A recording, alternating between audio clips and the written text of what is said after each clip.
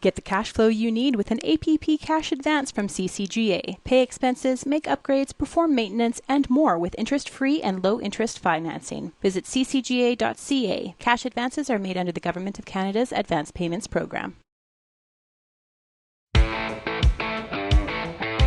It's time for RealAg Radio on Rural Radio Channel 147 on Sirius XM.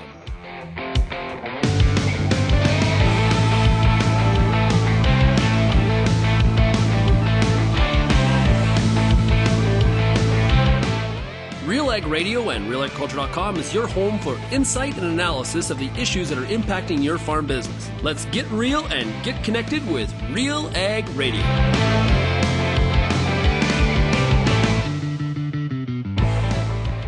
Welcome to RealAg Radio here on Rural Radio 147, Sirius XM. Shaun Haney, your host here on this Monday edition of the show. Hey, thanks so much, everybody, for making RealAg Radio and Rural Radio 147 a big part of your workday. Also, a big shout out to everybody listening out there on the RealAg Radio podcast. And if you're new to the show, it is great to have you here. I've heard from a few of you that, hey, just found the show. Love it. Where have you been all my life? Been around here for quite some time. But it is great to have all the new listeners that we have.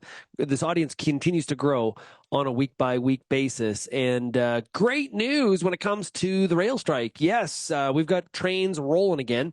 And like I said on Friday, whether you support the union or you support the railways, it does whatever. The fact is we need trains to be rolling. So whatever we have to do to get to the point where we can take care of this issue, products are moving, right? Grain, oilseeds, energy, lumber, supplies, exports. There's a lot that moves by rail, $1 billion a day, actually. Well, the railways are working hard today to get back to full capacity. The CIRB has extended the contract, the prior contract, and the parties will now have to go through binding arbitration. Okay, I'm curious how they select the arbitrator and what the timelines are here. Like, is this a 1 month process, a 1 week process? Is this a 1 year process? It's got, because there's a big gap here. Okay, so I don't know what that process looks like, but I do know that the trains are moving. Okay, so I think it's a big time positive, and I appreciate all the feedback and thoughts that people had over the weekend in regards to this issue on both sides. I heard from a lot of farmers too that are sympathetic to what the union is saying in terms of some of the changes that need to be made, and that perspective is important as well. On top of what the railways are saying, what they need to do in order to be able to feel that they can be productive and do the best job they possibly can for all of their customers. Hey, today on the show we got Peter Wheatpea Johnson. He'll be with us, and we're going to talk about all things agronomy. Looking forward to chatting with Pete, and we'll also be joined today by Ian Epp, the Canola Council of Canada, to talk about staging your crop, and as that relates to the swath timing, which is one of the toughest things I think we do in Western Canadian agriculture is trying to pick the right swath timing. So Ian will have some comments on that. Now, if you have comments, if you have thoughts, if you have perspectives, we'd love to hear from you. You can send me an email, shaney@realagriculture.com. You can also find Real Agriculture across the internet, across all the different social media platforms. You can also call the RealAg feedback line. That number is 855-776-6147. Yesterday on Sunday, I watched the Little League World Series final. Of course, as you know, big baseball fan around these parts. And what about the beginning of college football? My goodness. Florida State losing to Georgia Tech in Dublin. Dublin looked like one heck of a party. Let me tell you that. But anyway, Little League World Series on Sunday. And fascinating. So, great game. Chinese Taipei versus the American team was from Florida. Game goes to extra innings. So in the 8th inning, which is the second extra in Little League Baseball, the runner starts on second. Okay, so we're bottom of 8, and the first batter for Florida, the announcer says, I wonder if we're going to see a bunt. Well, the 9-hitter, lays down the most perfect first base bunt you possibly could. Chinese Taipei, which seems totally out of character because, one of the things they're known for is their defensive structure. Bit of a fire drill. So what happens is The catcher goes for the ball. The pitcher goes for the ball. The first baseman comes in on the ball. And the second baseman, instead of going to first, the second baseman goes to second to cover the runner at second. I don't know where the shortstop went, but not good. I think it was the pitcher that picked up the ball, threw it to first, and there was nobody there. Runner from second from Florida comes all the way around, and they win. Now, crazy, amazing, just amazing ending. They also came back in the bottom of 6 to tie it, to force the extras. But what was amazing, and maybe it's, again, a bit of a, I guess, an acknowledgement, or it sort of reminds you that, sportsmanship and humanity exist. So these kids from Florida have just won the Little League World Series. Like, there's no bigger thing in youth baseball than the Little League World Series. Okay, they've won in Williamsport. Instead of going crazy and doing the celebration, which they're entitled to do, they should be doing, they go over to the Chinese Taipei team, and they're consoling them and hugging them because they're like, they can't believe they lost. There's tears, and these are kids, right? They're adults when they lose the World Series cry. So imagine the kids, right? They're 11 and 12 years old. They're busting up. They're breaking down. They know they've screwed up. It's on them. It was a defensive adjustment issue, right? Probably something they've gone through in practice a million times, and they screwed it up. And they know they've lost it. And the way that Florida team went over there and consoled them and hugged them, amazing stuff. It was pretty cool. And then the Florida team celebrated, but I thought it was an immense showcase of sportsmanship. So pretty cool final to the Little League World Series. Okay, let's get to enough sport talk. Let's get to agronomy, and we'll be joined by Peter Reeve Johnson when we come back. You're listening to RealAg Radio, Rural Radio 147, of course, on Sirius XM. We're joined right now by Terry Drabuk. What is Genesis Fertilizer? It's an initiative to build a nitrogen plant with farmers. So our target is to get 75% of the plant owned by farmers and 25% from a strategic investor. Where we see fertilizer prices at right now and supply and all the challenges, I think there's a lot of farmers looking at this as a very interesting from an operational standpoint, but also as an investment. Terry, if somebody wants more information about the Genesis project, or I'm interested in investing some money here, this sounds like something that I should be putting some money to work that's off farm, diversifying my investment portfolio, and it has a benefit to my farming operation as well. How do you suggest they do that? Well, our website's pretty robust, and there's all the contact information is on there. You can contact any one of the board members. You can contact myself. There's a link to both our phone numbers and our email addresses for everybody who sits on the board and is in senior management. Hey, make sure everybody you check out the website, genesisfertilizer.com. The Pulse School on RealAgriculture.com has everything you need to get your crop off to a great start and a strong finish. Whether you're growing chickpeas, faba beans, lentils, or peas, you'll get all the latest and best agronomic information at PulseSchool.com. A library of top-notch agronomy videos from industry experts available on demand at your fingertips. Visit the Pulse School, brought to you by BASF on RealAgriculture.com. And welcome back to RealAg Radio here on this Monday. We're talking agronomy here today on Agronomic Monday. Hey, the answer to your above-ground nitrogen loss problem is Anvil Nitrogen Stabilizer from Koch Agronomic Services. To learn how Anvil's dual active ingredients deliver extended protection, visit kochag.ca. Let's bring in our, well, not even a guest. He is here every Monday for the most part. He's a staple. That's what he is. It is Peter Wheat Johnson. Pete, have you ever been described as a staple before? I think that is a first, Shaun. Is that a good thing that maybe a standard part of the show, a staple? That's like, well, bread is a staple, so I'm a wheat guy, so yeah, I'll buy it. I'll buy it. I'm in. If you were going to be a piece of bread, a kind of bread, what kind of bread would you be, Pete? Oh man, lately brioche buns are so good. Yep. Just so good. Had hamburgers yesterday, brioche buns, man. It just really adds to the experience. I'm on a real sourdough kick right now. I've always loved sourdough, but Yeah. Sourdough's good. Man, I'm not real choosy when it comes to my bread, as long as Yep. it's or my any of those products. Generally speaking, as long as they're not stale and moldy, they taste pretty good. Yep.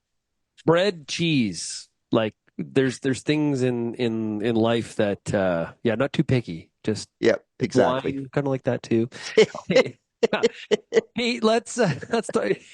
How's harvest go? Or like what is going? I was going So to say harvest in Western Canada, but of course you're sitting there in Lucan. How are things looking out there in the fields in Lucan, Ontario? Yeah, so actually across Ontario, Sean, there's lots of things going on. But from a harvest perspective, we're pretty much finished up because, and I mean, I think we talked about this, or maybe I talked about it on the word, but in Ontario, the shift away from spring cereals over my career is unbelievable. We're at kind of 10% of the acres of spring cereals today that we were at when I first started back in the mid 1980s. Now, I Wow. hate to admit I started back then, like that's a long time ago, but still, like that shift is incredible. Do you want to know So what it's year I was born? sure. What year were you No, born, just Sean? continue. Go ahead. I'm sorry. You don't want to give your age out on radio? What It's all pushed good. what pushed that shift? So I think it's all about, well, actually several things. Number one is genetics. So Okay. remember that soybeans started in Ontario in Essex County because that's the genetics that we had. Corn started in the south. And as we developed better, shorter season genetics, gosh, we go to New Liskeard now, Sean, and in New Liskeard or up Vern or like those really northerly climates out in Emo, Rainy River area, they can get 160, 180 bushel corn yields, whereas 20 years ago, they couldn't even dream about maturing corn. It would never even come close to maturity. So one is genetics, and the other one is, and this is quite supported by fact, right? Like this is historical fact. We have gained one frost-free day in Ontario for every 4 years since 1950. Wow. One frost, right. So 2.5 years per decade. So we're looking at 7 decades. So that's what, 17 days longer season. And so you add short season genetics in corn and soybeans, and you add a longer season, and corn will out yield spring barley and spring oat. And I think that trend is happening a bit in Western Canada too, right, Sean? That you're starting to see more corn, more soybeans as Oh as yeah. you get like earlier springs, later falls. It just works. So that's the shift. But that means that there's almost no harvest going on. The edible bean crop is burning into harvest at an incredible rate. The That's what I've been cranberry hearing from the beans, growers and the farmer rapid fire. Like it's maturing fast. yeah, like most people are thinking that corn silage will be 7 to 10 days ahead of normal harvest. The edible bean crop, you kind of go, well, we didn't plant it very early. Most of that crop did not get planted early, and yet it has just the heat this summer seems to have driven the growth and the development at a very rapid rate. I'm really intrigued to see what yields are going to be like because in a lot of fields that I'm looking at, and I can't 100% describe why, part of it's excess moisture, but we didn't get excess moisture across all of Ontario. But a lot of pods that I'm looking at would normally have, what, 6, 7, 8 beans in the pod, and I'm pulling those pods and looking at them, and sometimes there's only 3 beans filling, sometimes 5 beans filling, sometimes seven, sometimes all eight. But it's almost as if the lack of sunshine, because we have not had a very sunny summer. We've had lots of rainy days, lots of cloudy days, and you need that sunshine to really drive that grain fill process. And I mean, crops, corn in particular, if it wasn't flooded out, corn looks good until I walk into it. And then I start opening cobs and the tip back, the poor pollination, the nitrogen deficiency showing up. I think we talked about this last week. Like there's just a whole lot of things that kind of tell you, it's good, but it's not the record crop I don't think that we saw last year. So what's interesting too, it's fall is in the air in Western Canada. It is it's amazing to me how we get through August long weekend, and if you compare what the weather is like August long weekend versus like say Labor Day weekend that's coming up here, the air is different, right? The daytime highs are still pretty strong, right? So right now I'm looking at Saskatoon. It's going to be 25 today, 30 degrees Celsius tomorrow. Same in Lethbridge. It's the lows at night, right? 7, 9, 10. There's a lot of 10 on the board, Yeah. right? Well, and so interesting you mentioned that, Shaun, because that 9 Celsius from a corn development standpoint is a pretty significant number. When the nighttime temperature drops below 9 Celsius, then for the next day, corn stalls. It's like that cold shock. It's a chill shock. It's not frost by any stretch, but it loses one day. So those cool nights can have a big impact on how rapidly things develop and on how well grain fill finishes out. Well, and so what kind of impact does that have? Let's just use Lethbridge for example. Okay. Lethbridge, we got a 7, Tuesday night and Wednesday night. I think maybe even tonight too. What does that mean for corn silage? Is because this is typical weather at this time. We can still get some pretty big banger silage yields. Yep. No, but I think what happens is that photosynthesis really pauses for that day. And so you don't get that accumulation of photosynthate to build those yields even bigger. And it's interesting because we've known about this for a long time. And so Nature Nut Nick Stockman, my great friend at Strathroy, he will do 2 calculations in terms of heat accumulation for the corn crop. One where he just says, okay, crop heat units, bar none, we just add them up. And then he will do one where he actually backs out the day after it goes below 9. And believe it or not, Shaun, if it goes below 4 Celsius, you lose 3 days. And so he will back those days out. And when he does that, and you look at the maturity of the corn crop, it's much closer to predicting when corn will mature if you back those days out where you got those cold night temperatures. So what's it doing to the silage crop? Well, you already have a banger crop, so it's putting it on hold for a day. And when the temperature goes back to 10 Celsius overnight or 9 Celsius overnight, it's going ahead again. And 25 Celsius, 28, 30 Celsius in the day, it's photosynthesizing like crazy. But it really does put a pause for that development. We had the Pro Farmer Crop Tour last week. Big yields expected in the U.S. Oh, huge yields, record, right? Both corn and even more so on the soybean crop, which is really interesting. It looks like soybeans are going to be the big winner this year. The downside of that, Shaun, is that crop prices are not responding in a positive nature, which, yeah, big crop, prices are not going to go up, but it makes it tough in the areas that aren't going to get those big yields. If you have big yields and the price is down, well, the gross income can still be the same. But you get into some areas like the southeast corner of Ohio, for example, is in a very severe drought. They're not looking at having great yields. I don't think Ontario is going to have a lot of record yields this year. So you start getting low prices and mediocre yields. That's kind of a double whammy. I'll tell you, and you got to be careful because anecdotal information can lead you astray. So I big disclaimer on what I'm about to say here. I'm becoming a little bit more and more concerned as the days progress on maybe what this Western Canadian crop is able to give us. The farmers that haven't got into the field yet, there's still I still hear some optimism, or they're still I think I'm okay. Some of the farmers have got into their stuff, and this is early seeded, right? This is the part that concerns me. If we're not seeing results in our early seeded crop, what is the back end of seeding look like, especially with some of that July heat that we had in Western Canada. I'm a little bit concerned. I don't want to jump off the ship here and say that, yields are going to be terrible and we're going to be back to the, we're not going to have those 2021, that the drought has been nowhere near that.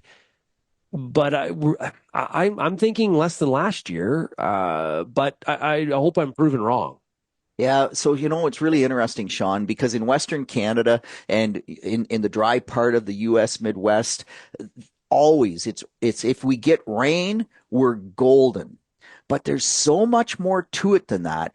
And in most of the world, for a lot of the C3 crops, but certainly for wheat, barley, oats, even canola, high temperatures, canola stands a little bit higher temperatures than wheat, barley, and oats, but high temperatures are the number one thing that reduces yield, not lack of moisture. So you had the moisture this year, which on a normal year, it's early. Yeah, but even still, like moisture, at least you get some groundwater recharge. You have some subsoil moisture, hopefully. But then it gets hot at anthesis, and then you don't get the kernel set. If you don't get enough kernels in the head, then the moisture just doesn't have that impact that you wanted it to have. So, and by the way, you can get excess moisture as well, right? In France right now, in the UK, in Ireland, they are at 50% yields because they've had too much water all year long,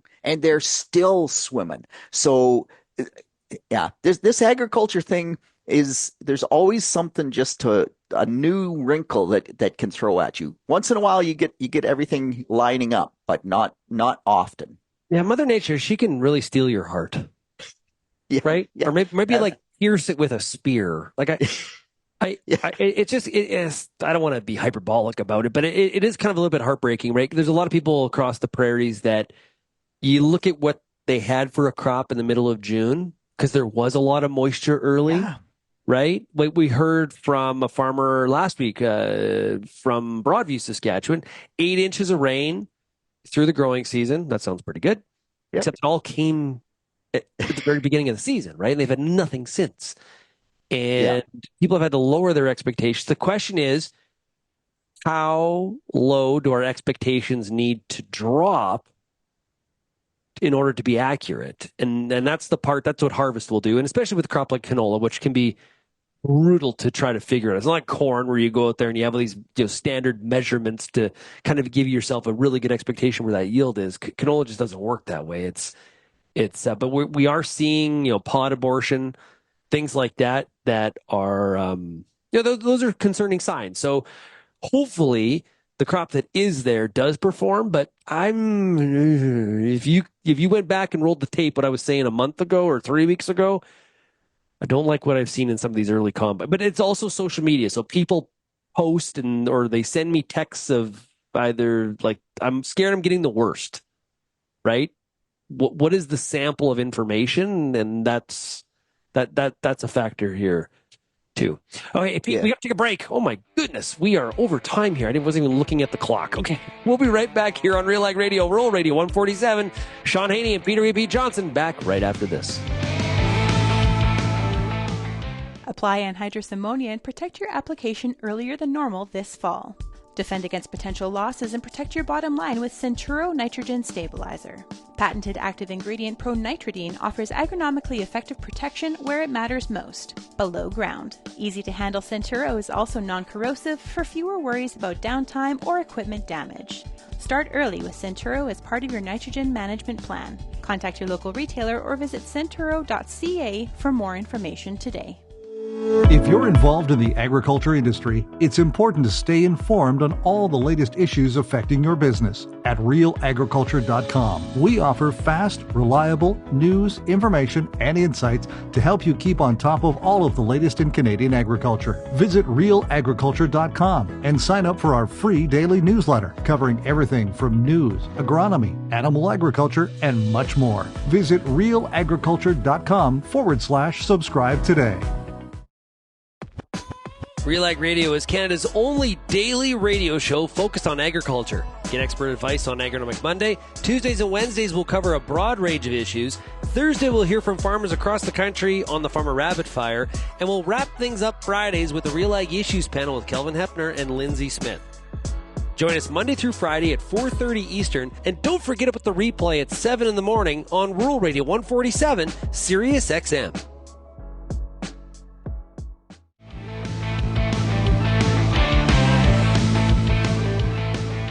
Hey, welcome back to Real Ag Radio. Field by Field, Maizex is bringing Canadian seed to farmers across the country.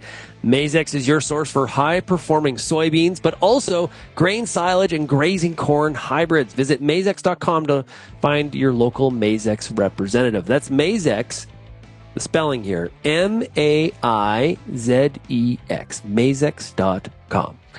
We are joined here today on Real Ag Radio by Peter Pete Johnson. Hey, something, Pete, that is underway in Ontario is winter canola planting. How's that going? Yeah, so, Shaun, it just, Mother Nature, as we mentioned last segment, right? Mother Nature isn't always that motherly. And so too much rain all the way through. And now, because on average, we get 35 inches of rain over 12 months. And I had a grower say to me at a meeting in mid-August, well, I've had 31 inches. Does that mean I'm only getting 4 inches from now till Christmas? And I said, well, maybe a bit more than 4, but it would suggest a dry fall. My first question on winter canola planting was, how deep can I plant? I don't have moisture till I get to 1.5 inches. And that's just like, so we, in some areas for sure, we are now dry. And of course, it seems like we generally plant winter canola following winter wheat. It lets us get it in early when we need to get it in. And we also have been having real problems, Shaun, in Ontario with all the pounding rains that we've been getting. It's like we're not getting infiltration into the soil the way that we would like to. So a lot of growers will take that opportunity between wheat harvest and canola harvest to do some deeper tillage. So they'll get through there at maybe 12 inches deep or 8 inches deep with something to try to loosen that soil up. Of course, when you do that, if it's dry, you're just drying it out. And it's some of the growers are saying that soil, when they're going through, is just coming up in chunks, like big blocks, if you will. This is the fall thing. This is what was going on in the fall. Yeah, exactly. Yeah. Right? And so that, like, we've compacted that, whether it's the rainfall, whether it's the ponded water, whether it's the tillage equipment or the combine, the grain buggy, but they're going through there and then they bring up these football-sized chunks or bigger, and then they got to beat the daylights out of it to try to make a seed bed for the winter canola. But it does, I mean, I'm not a tillage guy, Shaun, but if you get that ponded area, man, it seems to be tough to get it to start to drain again without either some kind of intervention, whether it's an open inlet, a blind inlet, or a Hickenbottom, or you go through with some kind of inline ripper and try to open that soil up. So I was saying fall, but sorry, I should have said spring. That's what growers were saying in the springtime too, right? That they were dealing with like some where they were tilling. It was like big masses coming up, right? Sorry, but I got my seasons mixed up. But those were smaller chunks, right, Shaun? Because these are bigger. Oh yeah, no. So in the spring, you're not going deep. You're going like 3 inches, and so you bring up mostly baseball-sized chunks because it's compacted. But if they're football size at 3 inches, man, you got problems, right? Yep. Now when if I go, for example, 12 inches deep, seems to be a common theme to go 12 inches deep. Wheat Pete, by the way, thinks you don't have to go that deep. But regardless, testosterone tillage, make the black smoke pour, baby. I'm a farmer. I like black smoke. But now those chunks that can come up are pretty massive sometimes. So it's a little different game than it was this spring. But it's same end result in terms of beating that soil down into a seed bed, but then it's dried out if you don't get any moisture. And I hate at this point, because canola, we really should plant 3/4 of an inch deep. That's sort of the ultimate target.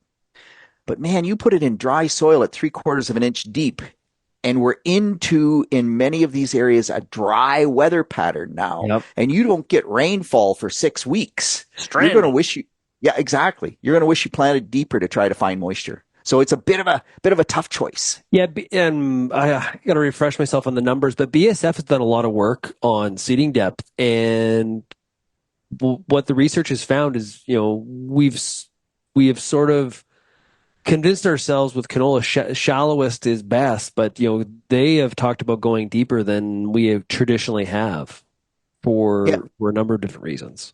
Right, and I think there's many factors that come into play with that, right? I think the Canola Council did some work, and if you have moisture, that shallower seeding was typically that 3/4 of an inch to an inch deep was I think what their research found, if I recall correctly. But if it's not in moisture, and you delay that germination, or if it's just barely got enough moisture and it's slow coming up so the flea beetles can hit it. Winter canola, we don't really worry about flea beetles as a general rule, but spring canola, yeah, you need it to come roaring out of the ground for sure.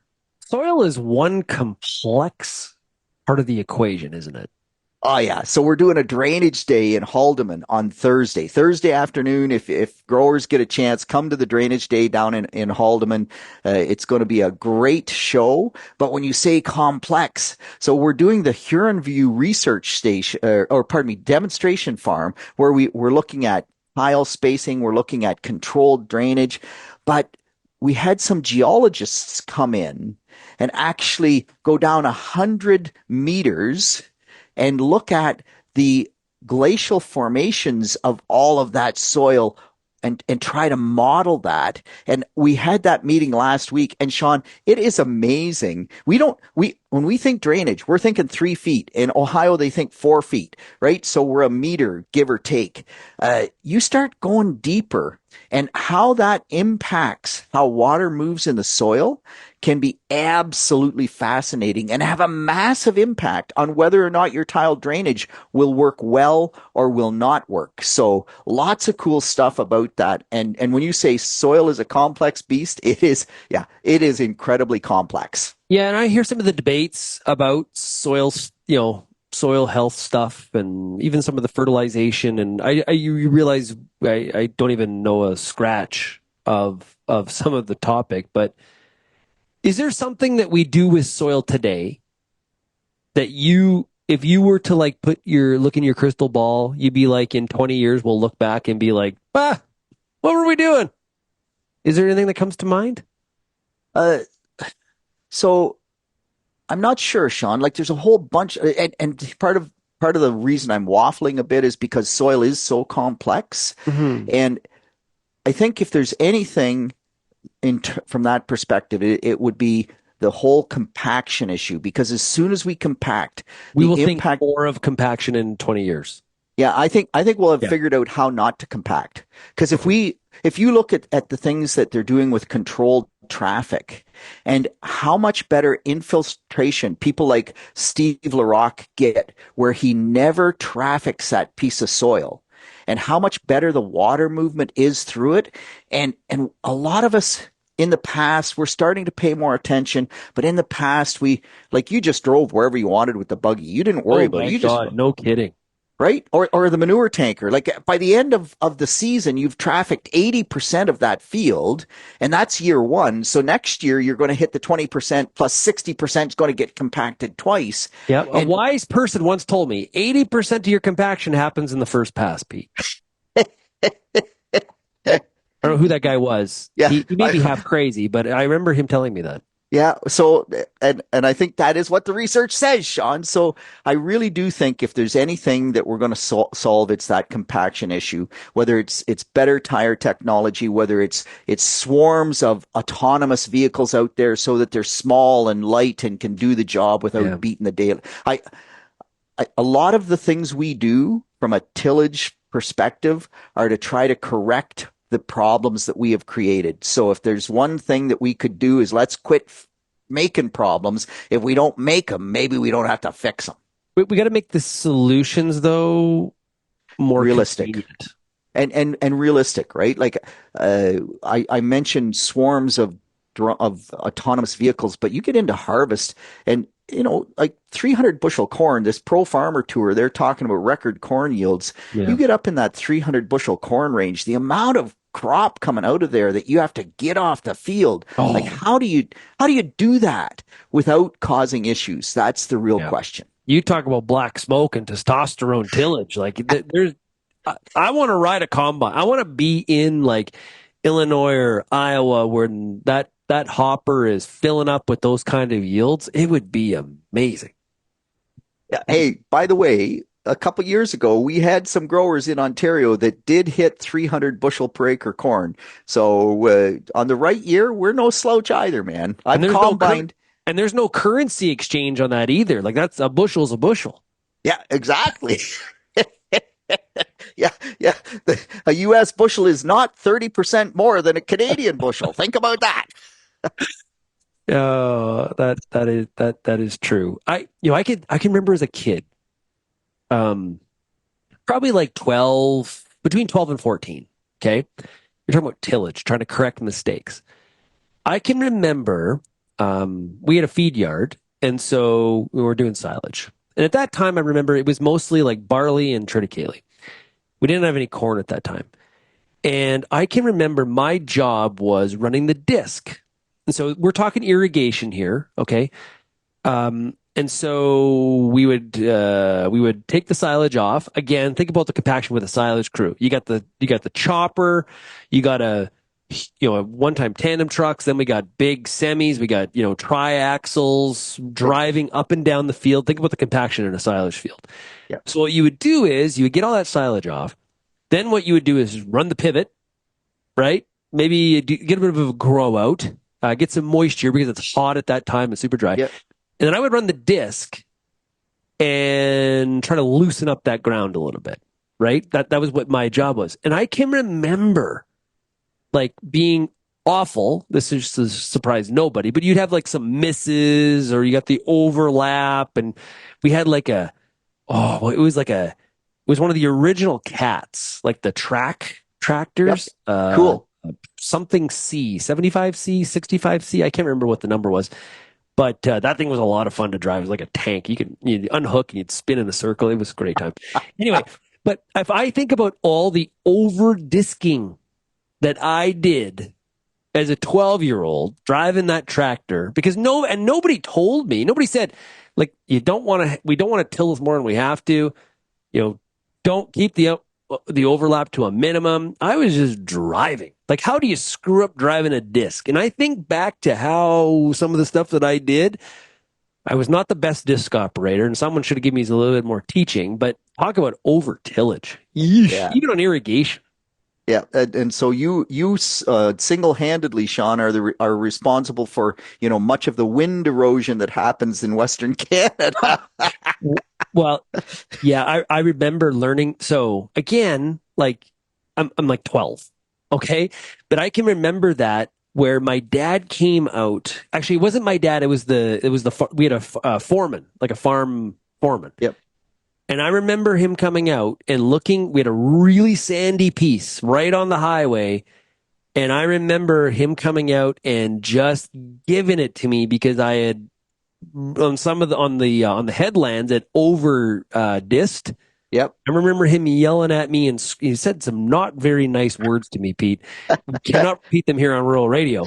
But it was all about this, this is going to blow to Saskatchewan, right? And so, yeah, you learn. And I was like, what are you talking about? And then the wind blew, and then it's like, oh. Yep. Yeah, well, learning the hard way.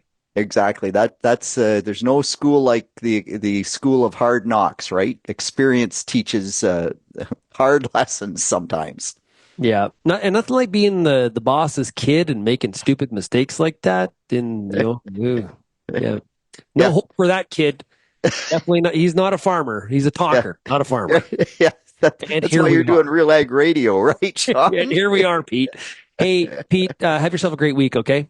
Yeah, you as well. Thanks, Shaun. I'm looking forward to it.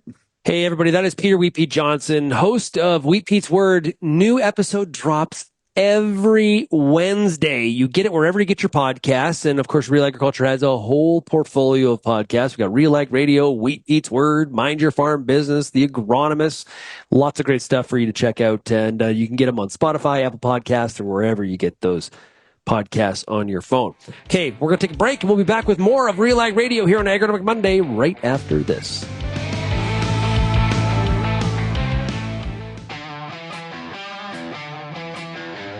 Advanced canola trait technology is here. And it's soon to be the talk of the town. Optimum Glide delivers excellent yield potential and agronomic trait performance. Improved crop safety. Enhanced weed control. And a wider window of application. You're going to want to see this. Learn more at OptimumGlide.ca.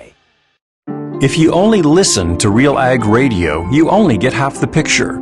For greater insight into the issues that affect farming, tune in to RealAgriculture.com. Crops, livestock, machinery, farm management, and the markets, even food and travel. Real Agriculture Online digs deeper into the topics that affect the way you work and live. So get connected today. Read, watch, and listen to the people who know at RealAgriculture.com.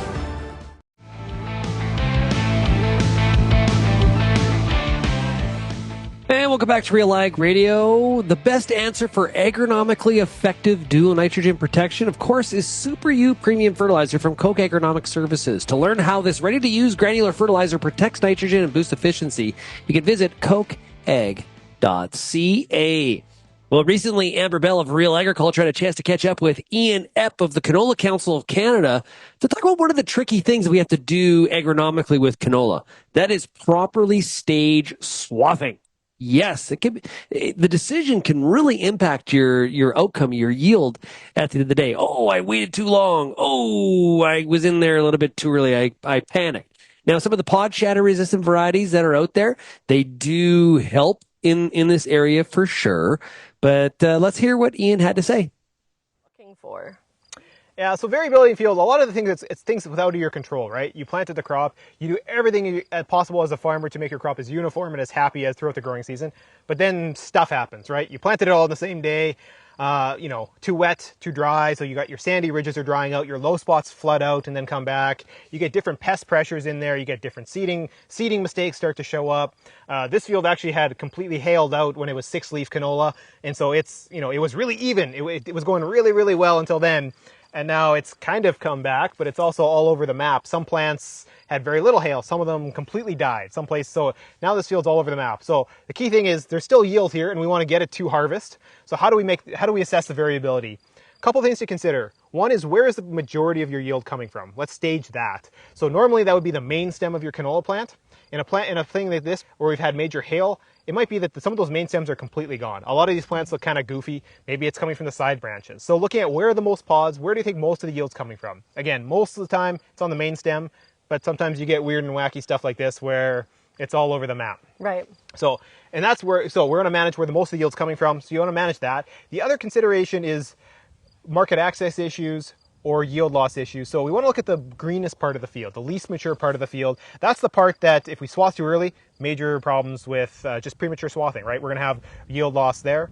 And also we could have issues if we're applying a pre-harvest aid or a glyphosate. If we apply it too early, those greenest part of the field, we might get the residue, glyphosate residue. And again, anything we want to put in the bin, we want to have it market access ready.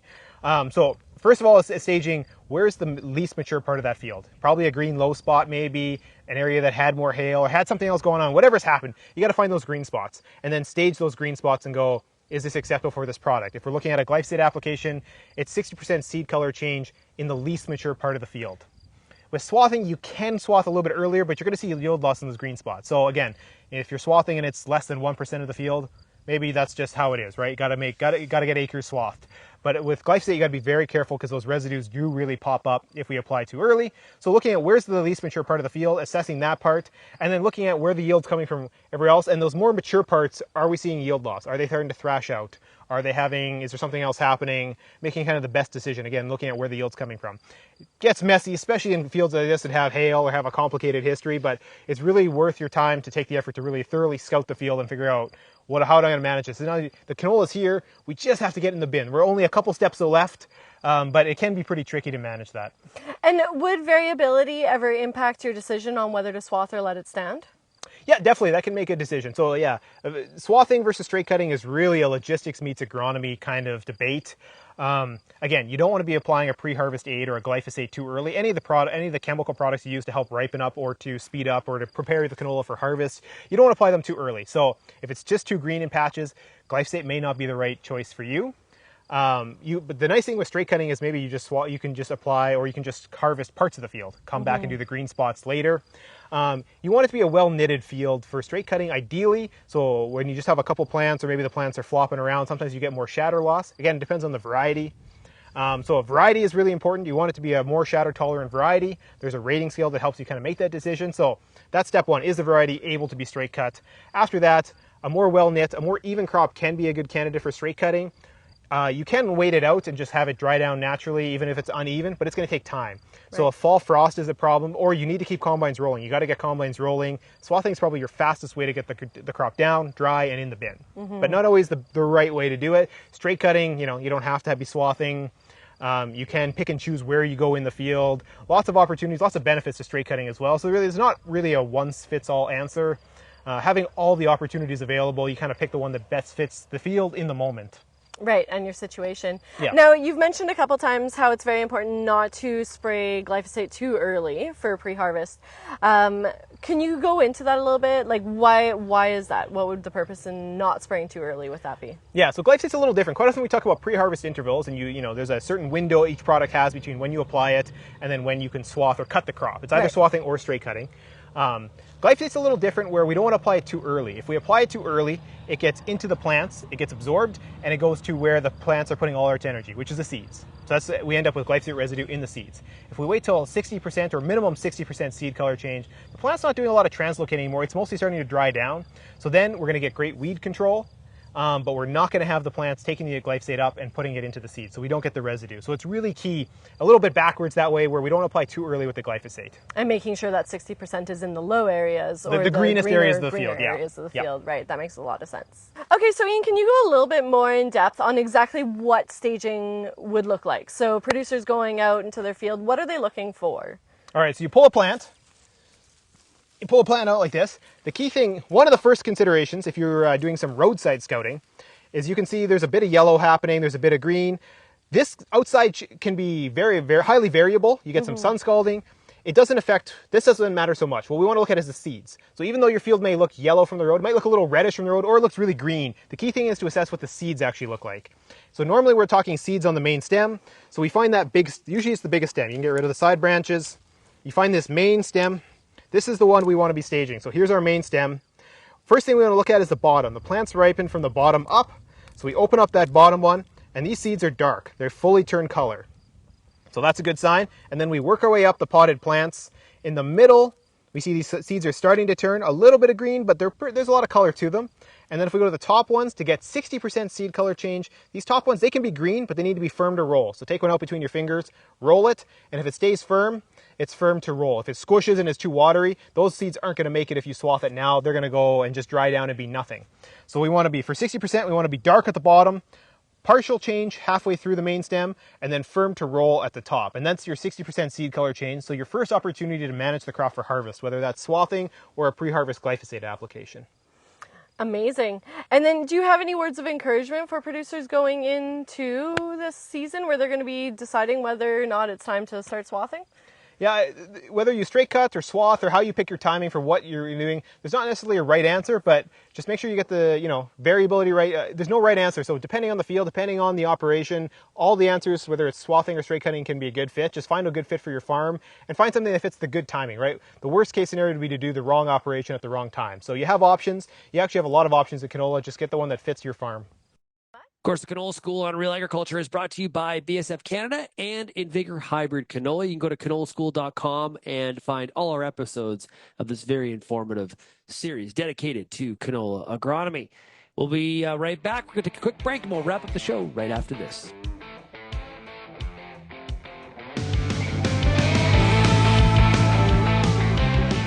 Since 2010, the Wheat School on RealAgriculture.com has been helping farmers to grow great wheat. Covering everything from markets, the latest research, pest and disease control, all the way down to on-farm trials, the Wheat School has everything your crop needs. Check out our massive video library on YouTube and grow great wheat with the Wheat School, brought to you by Syngenta Canada, C&M Seeds, and Alberta Grains. Peter Johnson at Wheat Pete, RealAgriculture.com. I'm the host of The Word, and I love doing The Word. I love the questions. I love the challenges. I love having to apply agronomics to all over the globe and areas outside of my normal jurisdiction. Also, I love the feedback the most, where growers challenge me, tell me about their plot results, help me to learn. The Word, absolutely the best part of my day. And welcome back to RealAg Radio. Hey, tonight on The Agronomist, 8 o'clock Eastern, 6 o'clock Mountain. It's going to be a great show. It's hosted by Lindsay Smith, and you can watch it at realagriculture.com/live or on the Real Agriculture YouTube channel. It's a live show, RealAg in prime time. And tonight's show is called Drone Dilemmas, to spray or not to spray. So been a lot of discussion as of late about spraying with drones, and she's going to be joined by two great guests. She's got George Gake from Old College and Adrian Rivard, who is from Drone Spray Canada. So look forward to that show tonight. And, of course, if you watch it, you can get CCACU credits as well. So lots of reasons to tune in and watch. Hey, there's a story. We talked about it on Friday. This is one of the solutions to the rail labor impasses, and it's just the labor impasses in general, is one of the solutions to nationalize the railways in Canada. Well, I firmly do not believe so, but there is an article, or an opinion column, I should say, in the Globe and Mail that is basically arguing the case, saying yes, it needs to happen. And I would like your feedback on this. Like, here's a quote. Nationalization offers a path in it that it recognizes railways as a vital national service, one in which profitability should take a backseat to the necessity of happy, healthy workers operating a safe and secure national infrastructure for everyone's mutual benefit. The profit motive is fine and well for the enterprising entrepreneur, but not for infrastructure critical to the nation's economy and eventually the decarbonization of intercity and interregional transit and transport. Well, one person texted me today and said, why stop at the railways? We should nationalize farmland. It's a vital national resource. Profitability should take a backseat to sustainability and happy workers and food security. With an immense amount of sarcasm to that comment before you think that somebody was serious in suggesting that.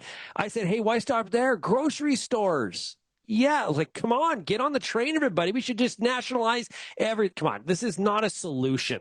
This is not viable, okay? So, but maybe you disagree. Send me your thoughts on that or anything that you heard today on the program. We'd love to hear from you. Send me an email, shaney@realagriculture.com. You can also, of course, find Real Agriculture across all the different social media platforms. You're also more than welcome to call the Real Ag Feedback Line. That number is 855-776-6147. Thanks, everybody, for getting real and getting connected with Real Ag Radio. Have yourselves a great day, and we will chat again tomorrow. Cheers, everybody. Get flexible farm financing with an APP cash advance from CCGA. Save on interest costs and sell when the time and price are best for you. Visit ccga.ca to learn more. Cash advances are made under the Government of Canada's Advanced Payments Program.